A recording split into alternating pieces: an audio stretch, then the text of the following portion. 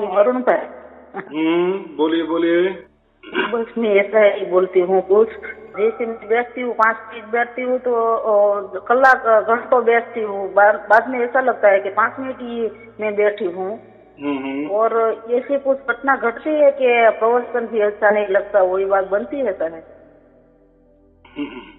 आपने मेरे कितने वीडियो सुने? आपने मैं 10-11 होगा, तो उसमें चैनल आगे का वीडियो जाता है वो पता नहीं अच्छी तरह से चलता, तो मैं जिसके आते हैं वो तो मैं सुन लिया है, लेकिन आगे का वीडियो क्या है वही नहीं पता है।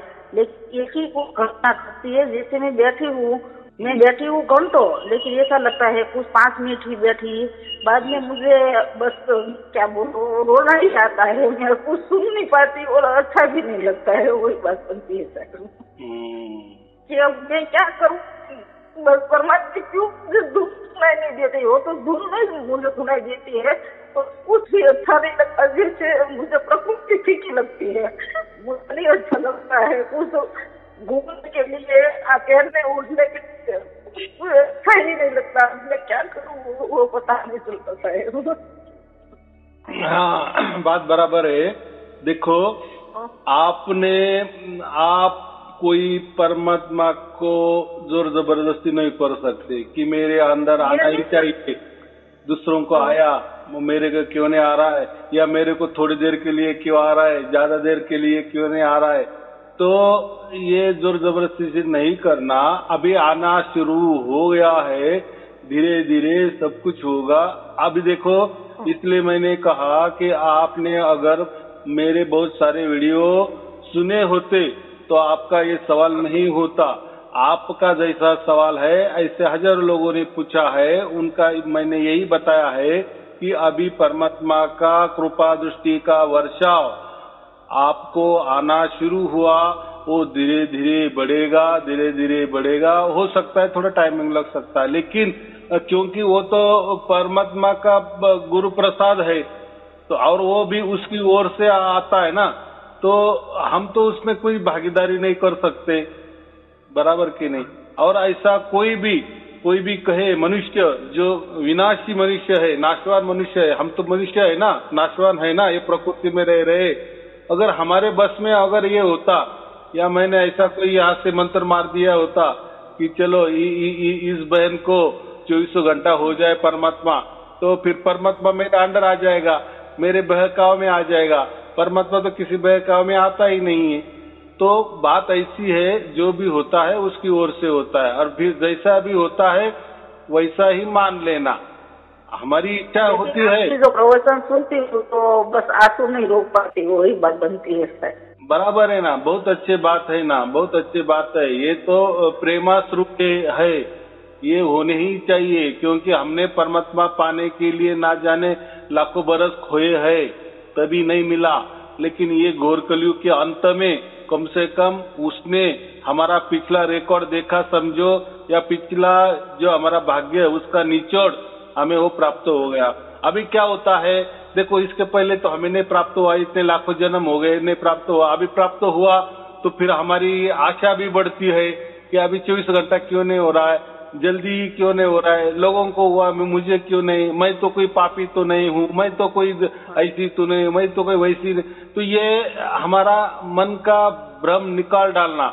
जैसा पारस एक बार एक क्षण के लिए भी लोहे को स्पर्श किए तो लोहा तुरंत सोना बन जाता है, वैसा ही परमात्मा ने हमें एक क्षण के लिए भी स्पर्श किए ना, वो आया ना, या आता रहा है ना, आ रहा है ना, बस जब पहली बार आया ना वो क्षण, उसी टाइम हमें मोक्ष का सर्टिफिकेट मिल गया, हम उसी टाइम मोक्ष हमें मिल गया, क्योंकि परमात्मा ने हमको स्पर्श किए, उसका सिग्नल हमारे पास आ गया।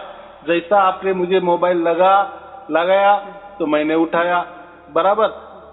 आपको अभी नंबर मालूम हो गया कि ये नंबर से गुरु जी से बात हो गई, बस अभी नंबर मिल गया, माने क्या हो गया, अभी आपका जुड़ा हो गया ना। तो ऐसी ही बात है, परमात्मा एक क्षण के लिए भी पहली बार आता है ना, बस फिर उसने ऐसा समझो हमको बांध लिए, हमेशा के लिए, अनंत काल के लिए उसने वो डोरी हमें बांधी है पक्की, बराबर।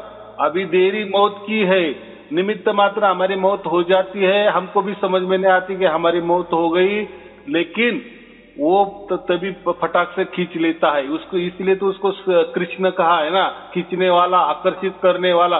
वो आकर्षित कर लेता है, जैसे लोहा चुंबक होता है, लोहे को खींच लेता है, वैसा ऐसा समझो कि परमात्मा बहुत बड़ा चुंबक है, बराबर। तो वो हमारे जैसे जिसने भी सार शब्द का लोहा बना लिए है या सार शब्द धारण किए है, वो लोहे को वो चुंबक बराबर खींचता ही है। बाकी तो ऐसे समझो कि बाकी सब कुछ पत्थर है लोग, बराबर। हम तो सार शब्द वाले लोहे बन गए, कठिन के कठिन बन गए हैं। तो हमको तो हम लोहे, तो हमको तो चुंबक खींचने वाला ही है। तो कभी उसके हमारे मन में ऐसा कभी नहीं लाना कि परमात्मा तो 24 घंटा नहीं आ रहा है, तो उसका मतलब ऐसा नहीं। वो एक बार हमें उसने स्पर्श किए ना, बस उसी वक्त हम परम पवित्र बन गए। आया समझ में? हाँ, अभी बाकी हो गया कि वो 24 घंटे क्यों नहीं हो रहा है, तो वो तो उसकी मर्जी, होगा, जरूर होगा। देखो परमात्मा के लिए तो हम ही तो नहीं ना, पूरे ये ब्रह्मांड है, कोटि कोटि ब्रह्मांड है, बराबर कि नहीं? उसको सब चलाना है। लेकिन ये पूरे ब्रह्मांड में एक ब्रह्मांड कितना विशाल होता है, तो एक ब्रह्मांड में हम इतने सूक्ष्म है, तो हमारे लिए तो आ गया ना, इतना बड़ा परमात्मा आया, इतना बड़ा सागर एक बूंद होके हमारे पास आ गया ना, हमको स्पर्श कर लिए ना, या ऐसा समझो उसका सिग्नल हमारे पास पहुंच गया ना, बराबर कि नहीं? तो ये बहुत हो गया हमारे लिए, बहुत हो गया, हमारे हजारों पीढ़ी का उद्धार हो गया, ऐसा समझो। हाँ, मैं तो अब बस रोना ही मुझे तो आता है, मुझे कुछ पता नहीं चलता और सब कुछ फीका लगता है। नहीं लड़का लड़की अच्छा लगता है, नहीं धन दौलत अच्छी लगती है, बस वही स्थिति आ गई है शायद। आने दो ना। देखो हमने तो परमात्मा को समर्पित कर दिए ना। हमारा आचार, विचार, उच्चार, हमारा कर्म जो भी है, अकर्म, बुरे कर्म, अच्छे कर्म, हमारा प्रेम, हम सब कुछ परमात्मा को अर्पण कर देना है। हमारे खुशियां परमात्मा को अर्पण कर देनी है। फिर परमात्मा जैसे रखे वैसा रहना है, क्योंकि अब हम उसके अंडर में गए ना। इसके पहले परमात्मा ने हमें छुआ नहीं था, बराबर। वो परमात्मा ने हमको पकड़ा नहीं था, तब की बात अलग थी।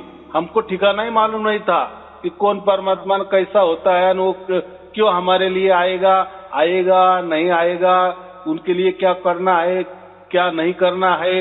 बहुत सारे लोग अलग अलग बताते हैं, आप मंत्र पर करो, आप ध्यान करो, आप ये करो, आप वो करो। मन की बात तो मुझे मन की बातें समझ में आती है, लेकिन मुझे ऐसा लगता है कि मन ही रोता है, परमात्मा का प्रेम रोता है, उसकी बात।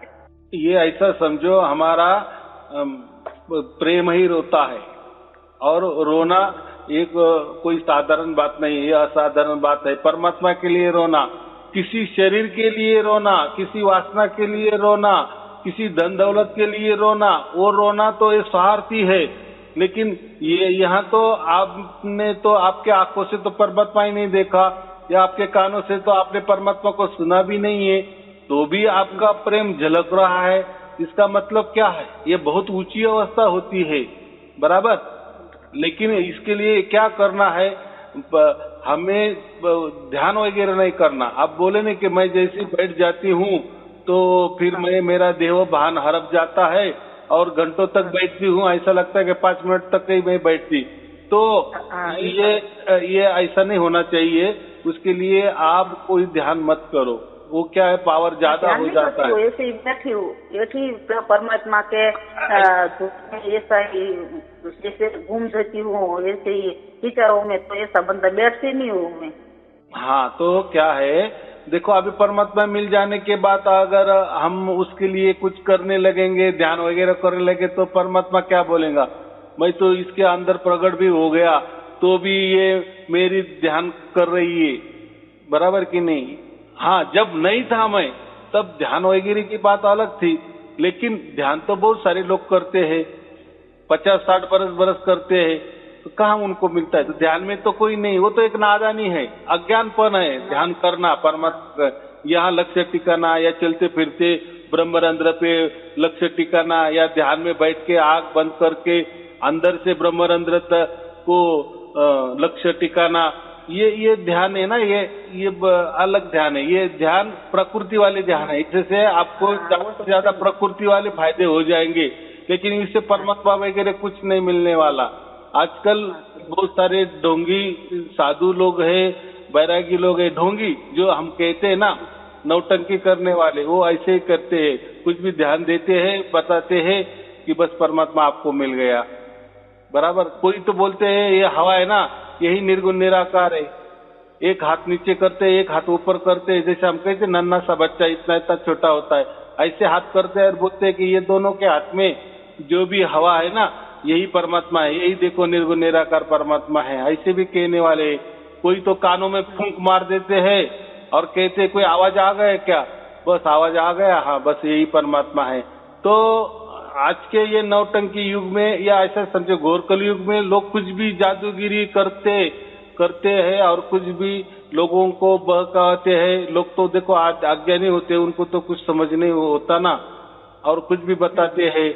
तो लेकिन ये बात अच्छी हो गई, देखो हमारे से कभी भी या हमारे तौर तरीके से या हमारे चालाकी से, एक चालाकी हो गई ना कि आप यहाँ ध्यान टिकाओ, चलते फिरते ब्रह्मरंध्र पे ध्यान टिकाओ। क्यों भाई ध्यान टिकाना, क्या ऐसा ध्यान टिकाने से परमात्मा मिलेगा? फिर वो तो एक तपस्या हो गई, फिर ऐसे तो लाखों बरस बहुत लोगों ने तपस्या की, ये ध्यान टिकाया है। तो चलते फिरते भी ध्यान टिकाना तो वो ध्यान ही हो गया, या अंदर से भी ध्यान टिकाए किसी जगह पे, वो भी ध्यान ही हो गया ना। और परमात्मा क्या बोले कि मैं ये ध्यान में नहीं हूँ, ये मंत्र तंत्र में नहीं हूँ, बराबर कि नहीं? तो नहीं हूँ तो फिर हम क्यों करना? तो इसका मतलब उनको ही प्राप्त नहीं हुआ।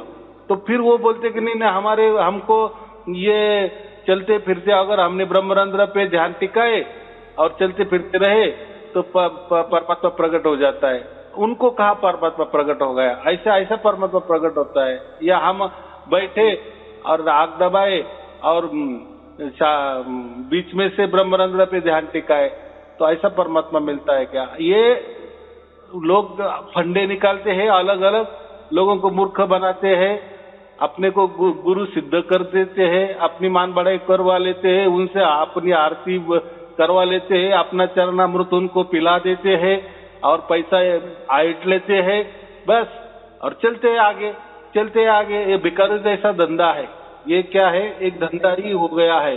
तो ऐसे बहुत सारे लोग हैं ये, और इसको घोर कलयुग कहते हैं।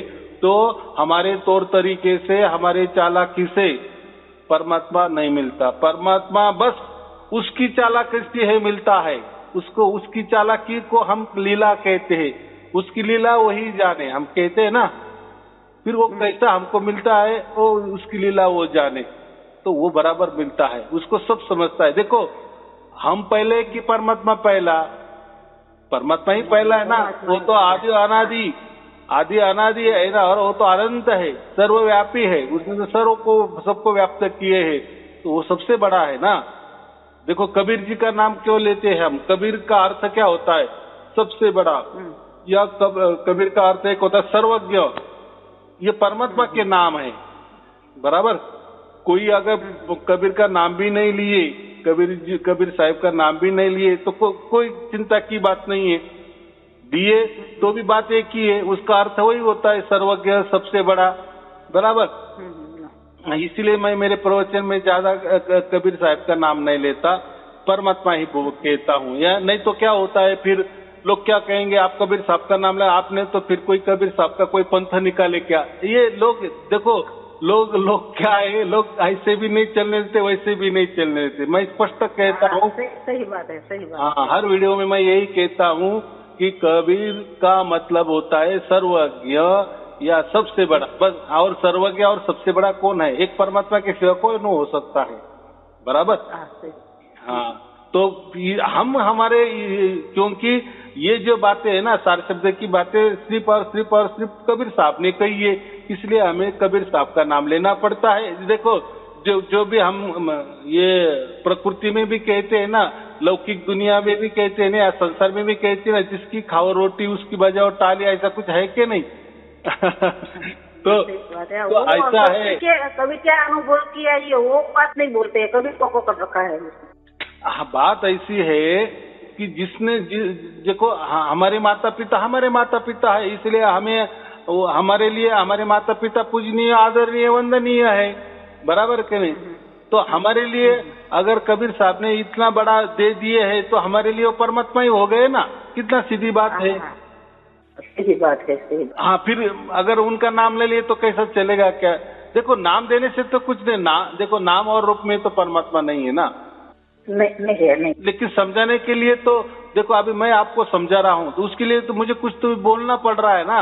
आधार रखना पड़ता है। आधार रखना पड़ रहा है, और मैं कोई भाषा बोल रहा हूँ इसलिए आपको समझ में आ रहा है ना। तो उसका मतलब आपने कुछ भी निकाल लिए तो ऐसा नहीं होता ना। तो ऐसा है, इसलिए हमें कबीर साहब का नाम लेना पड़ता है, क्योंकि ये जो युक्ति प्रयुक्ति जुक्ति वो उन्होंने बताई है। तो उनका नाम लिए बगैर कैसा चलेगा? और ऐसा उनका नाम लिए तो हम उनका पंथ शुरू किए, ऐसा थोड़ी अर्थ होता है क्या? नहीं होता ना, ऐसा नहीं है। तो देखो परमात्मा का तो नाम कोई भी ले सकता है, उसके लिए कोई धर्म जाति पंथ की जरूरत नहीं है, बराबर। क्योंकि परमात्मा की कोई भपोती नहीं है, किसकी कोई मालिकाना हक नहीं है परमात्मा के ऊपर कि आप परमात्मा का नाम नहीं ले सकते या आप कबीर जी का नाम नहीं ले सकते। है कि किसी की मालकी है उसके ऊपर? नहीं है ना। तो ऐसा नहीं है। तो इसलिए मैं परमात्मा ही शब्द यूज करता हूँ ताकि लोगों को कोई अलग ना रखे। देखो मैंने कबीर जी भी कहा और ना कहा, परमात्मा कहा और भी ना भी कहा, लेकिन जो घटना आपके अंदर हो रही है उसको आप उसी दृष्टि से मत देखो ना। आपका जो विचार है, आपको जैसा लग रहा है, उसका आपको जैसा अनुभव आ रहा है वही सच है, बराबर। नाम रूप तो ये तो लेने देने की समझाने के लिए बात है, बराबर। तो परमात्मा हमारे अंदर प्रकट होना चाहिए, ये महत्वपूर्ण है। और वो परमात्मा हमारी चालाकी से, हमारी जोर जबरदस्ती से प्रकट नहीं होता, वो तो उसकी ओर से होता है, उसके मर्जी से होता है, बराबर। और आपके लिए हो गया है वो। तो देखो एक बार वो प्रकट हो गया ना, बाकी चिंता नहीं करनी। अभी क्या होता है ऑनलाइन में बहुत लोग बढ़िया बोलते हैं ना कि मुझे अभी 24 घंटा हो गया, ये होगा। तो हम दूसरे का कंपेयर नहीं करना, हमें इतना ही आनंद रहना है कि ठीक है उनको 24 घंटा हुआ, लेकिन हमारे लिए तो एक पल के लिए तो आ गया ना, एक क्षण के लिए तो उसने हमको स्पर्श किए ना, तो आ जाएगा धीरे धीरे। अभी आया ना आया, हमारे अंदर तो प्रकट हो गया ना, उसने हमको तो स्पर्श कर लिए ना। हमारा जो मनुष्य जन्म के ऊपर उसने उसका ठप्पा लगा दिए ना कि ये बस ये मेरा बच्चा है, बस मैंने इसको इसका चुनाव कर लिया है, बस। फिर मरने की देरी वो बराबर ले लेगा, उसका आदमी वही लेके जाएगा, बराबर कि नहीं। परमात्मा श्री कृष्ण जी क्या कहे, जो मेरा है वो बराबर मैं उसको मेरे परम धाम में लेके जाता हूँ, बराबर कि नहीं। तो हम जिते जी परमात्मा के हो गए तो हमको तो लेके जाने वाला ही है, दूसरों को नहीं मालूम हमको। लेकिन उसका ऐसा नहीं समझना कि वो तो 24 घंटे मुझे नहीं हुआ, तो अगर मेरा कुछ 24 घंटे नहीं हुआ और उसके अंदर ही मेरा कुछ हो गया तो परमात्मा तो मुझे लेके नहीं जाएंगे, ऐसा तो नहीं होगा। तो ऐसी बात नहीं है। परमात्मा के लिए ये कोई बंधन नहीं है, ये कोई टाइम का विषय नहीं है कि चलो इसका कोई 24 घंटा नहीं हो गया मैं इसको नहीं लेके जाता, ऐसा नहीं है। ये तो काल मर्यादा, ये तो समझाने के लिए। देखो 24 घंटे माने क्या, 24 घंटे के लिए बाकी 25वां घंटा नहीं होता ना, 24 के बाद वापस एक आता है ना, बराबर कि नहीं। तो इसलिए वो 24 घंटा के 24 घंटा माने अखंड निरंतर, उसका मतलब ये होता है। परमात्मा अगर अखंड निरंतर है तो हमारे पास पहुंचा तो वो भी अखंड निरंतर ही पहुंचता है। लेकिन हमें इतनी समझ अच्छी तरह से समझ में आई क्योंकि आत्मा सुनती है, प्रकृति का नाद सुनती है, लेकिन जो परमात्मा को जो आत्मा सुनती है वो अलग ही है। आपकी बात मुझे अच्छी तरह से मालूम हुई है। हाँ, तो कैसा है, तो हम ऐसा समझो कि समझने के लिए तो देखो परमात्मा के बारे में समझने के लिए ये जो प्रकृति वाला जो भाषा है ना ये कम पड़ती है। ये भाषा में पूरा परमात्मा मैं समझा नहीं दे सकता, हाँ, लेकिन आपको जो अंदर प्रकट हो गया ना, तो आप ही बताओ कि वो परमात्मा कैसा है, तो आप भी बता नहीं सकेंगी।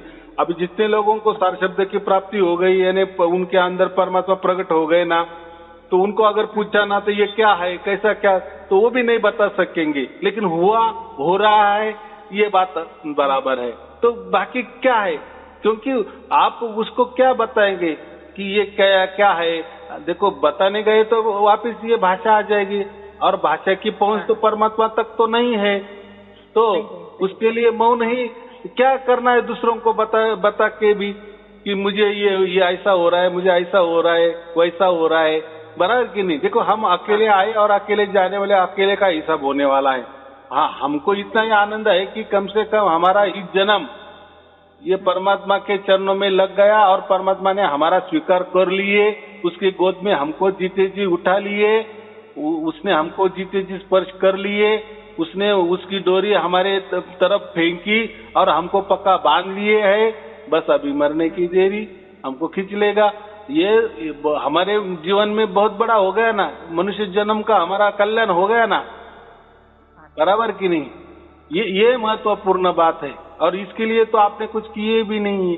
तो ये जो पिछले जो कुछ भी हो गया, आपका भाग्य होगा, वो भाग्यों के निचोड़ के आधार पर परमात्मा आपको मिल गया है, बराबर। ना कोई मंत्र जपते, ना कोई गुरु की सेवा की। बहुत सारे लोग तो 10-10, 20-20 गुरु करते, तो किसकी सेवा किसको मिल जाती है क्या मालूम। मंत्र भी सभी गुरु लोग अलग अलग देते हैं, ध्यान की विधि भी लोग अलग अलग देते हैं, ध्यान को भी नाम अलग अलग देते हैं, श्वासा पर भी मंत्र अलग अलग देते हैं, जपने के तरीके भी अलग अलग देते हैं, जाप भी अलग अलग प्रकार के बताते हैं। तो ये सब तौर तरीके हैं, और ये यही के है नश्वर तौर तरीके। नश्वर से निकले, नश्वर देह से निकले, नश्वर विचारों से निकले, नश्वर बुद्धि से निकले, तो नश्वरी हो गए। कितनी सीधी बात है। लेकिन परमात्मा तो नश्वर नहीं ना, वो तो अविनाशी है ना। हम नाशवान, लेकिन परमात्मा अविनाशी है। फिर जो भी उसकी तरफ से होगा वही सच होगा। बस फिर वो एक क्षण के भी लिए हो गए ना, बस बहुत हो गया हमारे लिए। वही वो महत्वपूर्ण वो घटना है, वो क्षण है, बराबर। बाकी फिर 24 घंटे हुआ ना हुआ, वो तो एक हमारा विश्वास के लिए है, बराबर। ये हमारे विश्वास के लिए है कि परमात्मा मेरे पास 24 घंटा आ रहा है। नहीं आया तो उसका मतलब 24 घंटा नहीं है, ऐसा नहीं है। एक बार आपका फोन लग गया तो हम बातचीत कर रहे हैं ना, ऐसा आपको लग रहा है ना कि आप नासिक में आ गई, बराबर। या आपको ऐसा लग रहा है कि मैं आपके घर में आ गया, बात एक ही है ना। बात होने से मतलब है। हाँ, तो वैसा ही परमात्मा से जुड़ा होने का मतलब है। बाकी तो बातें ही बातें। फिर ये 24 घंटा होगा, कब होगा, होगा नहीं होगा, ऐसा नहीं है। फोन लग गया ना, तो मन की कल्पना है। हाँ, अभी फोन लग गया ना, आप मुझे घंटों बातें कर सकती है, बराबर। आपने रखा ही नहीं, मैंने नहीं रखा, तो ये 24 घंटे फोन चलता रहेगा। बिल भरते रहो, फोन चलता रहेगा। तो क्या, और ज्यादा देर तक क्या करने का है। बस एक बार जुड़ा हो गया, जब चाहे हमने फोन कर दिए, पूछ लिए, बस हो गया। हमारा जो काम है, हमारा काम तो हो रहा है ना। 5 मिनट बोलने से हमारा काम अगर हो रहा है, तो क्यों घंटों तक बात करना, और क्यों चाहिए। वैसे मैं बोल रहा हूँ, परमात्मा हमारे पास आ गया ना, उतर गया ना, तो फिर वो 24 घंटे महसूस होना चाहिए। नहीं हुआ तो फिर तो ये नादानी बात है। तो ऐसा कुछ नहीं है, और होता है ना, परमात्मा बराबर बाद में आता ही है, 24 घंटा होता है ये। लेकिन लोग डरते हैं, वो कब आएगा। हमारे तो अंदर तो उतर गया है, लेकिन 24 घंटे तो नहीं हुआ, फिर 24 घंटा नहीं हुआ, उसके अंदर है हमारा कुछ हो गया तो गए काम के। ऐसा नहीं होता, बराबर। हाँ, एक बार पास हो गए ना परीक्षा, 10वीं पास हो गए ना, सर्टिफिकेट मिल गया ना, मिल गया। अभी कुछ उसमें ये नहीं करना कि बोर्ड वापिस आपका सर्टिफिकेट नहीं ले खींच लेगा कि अरे आप तो पास नहीं थे, आप नापास थे। तो ये बात है, ऐसी नहीं होती। वो तो ये देखो, लौकिक जगत में हो भी सकती है, समझो। लेकिन परमात्मा का वचन एक बार उसका वचन माने वचन होता है, बराबर। हाँ, अभी ये शब्द जो है ना, हम कहते सार शब्द, तो इसको तो बाइबल में तो पहला ही अध्याय में पहला ही वाक्य है शब्द का, कि शब्द से सब कुछ तैयार हुआ है, शब्द ही परमात्मा है।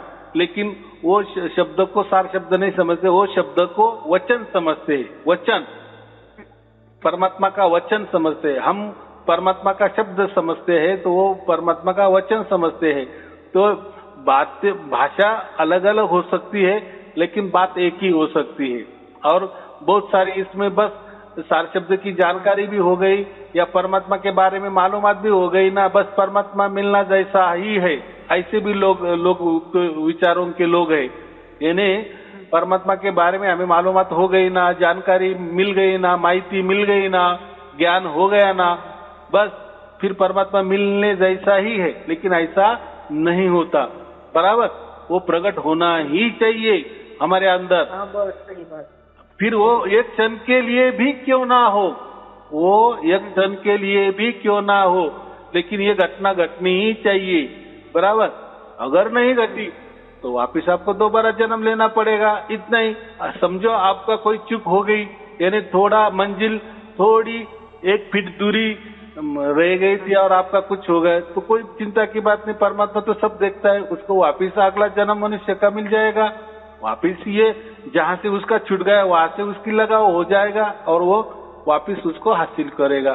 तो ऐसा कुछ नहीं होता कि वो ये मनुष्य जन्म है, फिर इस मनुष्य जन्म में अगर हमने परमात्मा को 24 घंटा प्राप्त नहीं किए, अगर उस बीच में कुछ हो गया तो वापिस हमें 84 लाख योनि में आना पड़ेगा। ऐसा नहीं होता, ऐसा नहीं होता, ऐसा नहीं होता, बराबर। तो परमात्मा को सब समझता है, चलो इनका कुछ रह गया तो अगला जन्म है ही, तो ऐसी कोई चिंता की बात नहीं होती। लेकिन मुझे इतना ही कहना है कि उसका स्पर्श एक क्षण के भी लिए हो गया ना, तो ऐसा समझो कि बस उसका बेड़ा पार हो गया, वो बहु पार हो गया, बराबर। हाँ, तो ये कभी नहीं समझना। हाँ, वही किसकी बात की कि वापस उसको जब मनुष्य जन्म में आना पड़ेगा, जिसको जानकारी मिली है सार शब्द के बारे में, परमात्मा के बारे में, सिर्फ ज्ञान हुआ है, ज्ञान मालूमात जानकारी हुई है, और वो ऐसा समझो कि बस वो अहंकार में है कि मुझे परमात्मा मिल गया। लेकिन उसको तो उसके अंदर परमात्मा प्रकट नहीं हुआ ना, वो भी परमात्मा के मर्जी से नहीं आया ना। लेकिन उसने ये मनुष्य जन्म में परमात्मा की जानकारी तो बहुत की, बारीक बारीक जानकारी रखी, बराबर। तो उसको उसके अंदर तो परमात्मा प्रकट नहीं हुए, तो फिर हम उसको क्या कहते हैं, उसको वापिस मनुष्य जन्म ही मिलेगा अगला। और उसकी जो बात रह गई थी बाजू में, यानी प्रकट होने वाली, तो उसको फिर बाद में ऐसा जन्म मिलता है कि बराबर ये ऐसा ही उसको फिर ज्ञान नहीं मिलता, तो डायरेक्ट प्रकट ज्ञान ही मिलता है, उसको हम सार शब्द कहते हैं, बराबर। तो अभी देखो, हम पिछले हमारा कौन सा जन्म था नहीं था, ऐसा भी हो सकता है ना, पिछला जन्म में हमारा मनुष्य का ही होगा, तो हम बहुत सारे ज्ञान ही बटोरते रहे, माहिती लेते रहे, जानकारी पे जानकारी जुटाते रहे, लेकिन परमात्मा नहीं मिला, बराबर। लेकिन इस जन्म में वापिस हमें मनुष्य जन्म ही मिला, लेकिन अभी ज्ञान नहीं मिला, अभी प्रकट ज्ञान मिल गया, यानी प्रैक्टिकली मिल गया, यानी प्रैक्टिकल में परमात्मा हमारे अंदर उतर गया, बराबर कि नहीं। हाँ, तो ऐसा कभी नहीं समझना कि ये कोई आजकल मिल गया या कोई ये कैसेट सुन ली और हमको परमात्मा प्राप्त हो गया, ऐसा नहीं होता। तो उसके पीछे बहुत सारे कारण होते हैं, बराबर। हाँ, कारण के बिना कुछ नहीं होता। चलो ठीक है, और क्या पूछना है? तो अभी मैं क्या कहा कि आप ध्यान पर मत बैठो, बराबर। आप चलते फिरते चाहे तो काम करते हुए, तो वो जो परमात्मा का प्रसाद है जैसा है वैसा उसको ग्रहण करते चलो, उसके ऊपर जोर जबरदस्ती मत करो। आपने कितना भी किए जोर जबरदस्ती, तो परमात्मा के ऊपर हमारी जोर जबरदस्ती नहीं चलेगी, वो हमारा परमात्मा के साथ खिलवाड़ होगा, हमारे साथ होगा। वो परमात्मा को कोई उसको समझता भी नहीं है, लेकिन हम हमारे मन से खेलते हैं, तो वो खिलवाड़ नहीं करना, बराबर। तो उसकी ओर से जैसा आ रहा है नहीं आ रहा है, उसमें कुछ नहीं, एक बार आया ना बस उसी को विश्वास कहते हैं, बराबर।